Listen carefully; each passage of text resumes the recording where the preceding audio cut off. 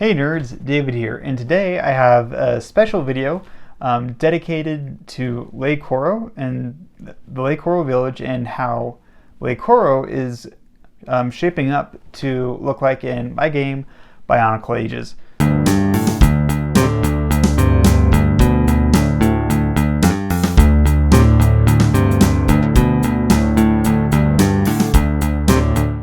Originally I intended it to be a board game, but my board game was basically just meant to be like a board game, I guess, port, for lack of a better word and term, for the PC version of a strategy game I hope to make. And I found that board game, it behaved beautifully, exactly how I want my video game to work, but I found that what you do for a video game is sometimes just way too much to replicate on a human, especially because I want physical version of this game I developed to be usable for you, the player, with just a single person. Just because Bionicle community, spread out. Maybe you don't have someone else who's super into it like you are, so I wanted to give you the opportunity to relive it on your own.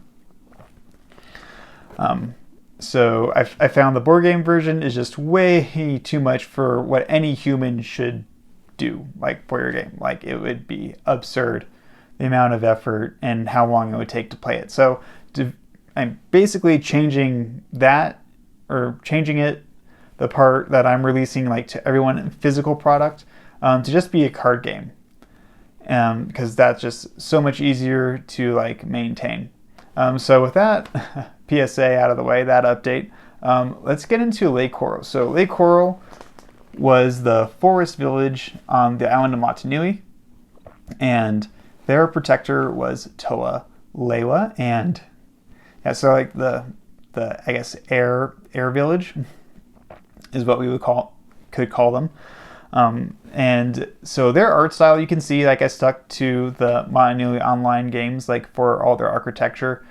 So their buildings are basically based around nests, I guess is what they appear like. So I mean, there's not really much to say there. It looks like how it looks like in Manog. There you go. But what I'm really excited to, I guess, give you guys an update on is how the individual units in Matoran behave.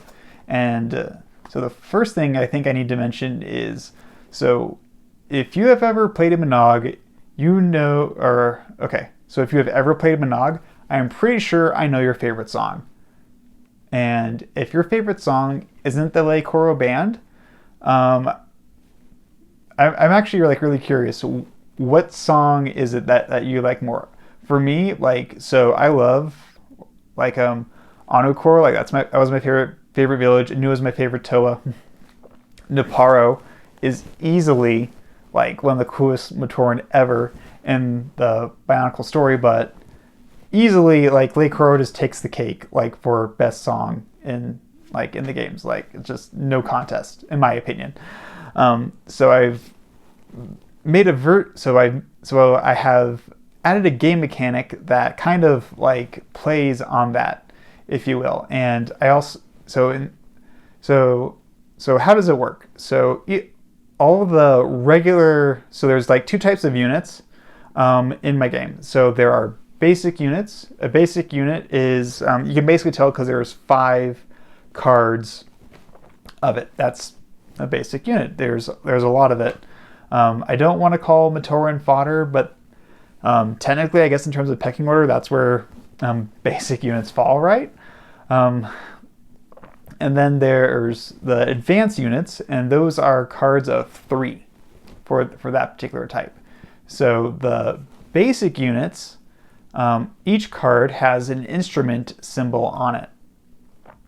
And so when you have all 5 symbols, you can tap those cards, and you basically summon the Lake Koro Band. And so what they're doing is, so they're playing their music, and then another common trope in video games, right, is when the epic music starts, you don't want to stop. You want to keep playing, and you don't want to die. You just want to go on for the win. And in the spirit of that, the Lake Koro Band gives your guys a buff. And so what it does currently, so it grants a stat buff, and that stat buff is right now +2 to all their rolls, which doesn't sound like a lot, but trust me, for most Rahi or Matoran could be facing, that's actually like quite a bit that it's added. And that bonus also affects Toa and Taraga, so Matau and Layla also get that bonus as well on all their rolls that turn. So it's a really fun mechanic, and really encourages you to pump out your guys. But also keep in mind, all the Matoran who are in the band can't do anything else that turn, because obviously they're playing music. They're not going around to like take out Rahi, right? So it was really fun. Like for Le Koro, it's like you're trying to get out, pump out all these Matorans so they can play in the band and give a buff to all these other guys to do their jobs better. So that's the unique play function for Le Koro. And another unique thing that's pretty much, of all the 6 villages, this is something only Le Koro has, but Le Koro has access to flying units. So also, if you've played Monog, you know about Guggle Force. And so that was basically the air force of Le Koro, and really of all Motunui, they were the only guys who could fly around. So so there are like 2 options for your flying units. You have Matoran who ride Kiwas. I'm not Maori, so I don't know how you would say that, but there you go. So like basically the smaller birds, and then you have the Kahus, most notably, for example, Kongu. That's the bird, he flies in Monog. So you have those 2 units represented, and so it really just makes Le Koro really unique. And I really think I did it well. Maybe I'm singing too much of my praises, but I really do think I did Le Koro justice in that regard, especially like towards the band.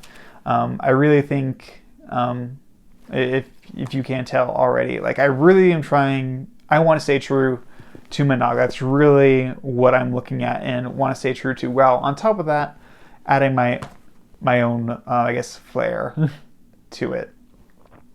So there you go. That's Le Koro. I hope you've enjoyed this video and that you've enjoyed my card art. Let me know what you guys think, and can't wait to see you guys in the next one. Stay nerdy, my friends.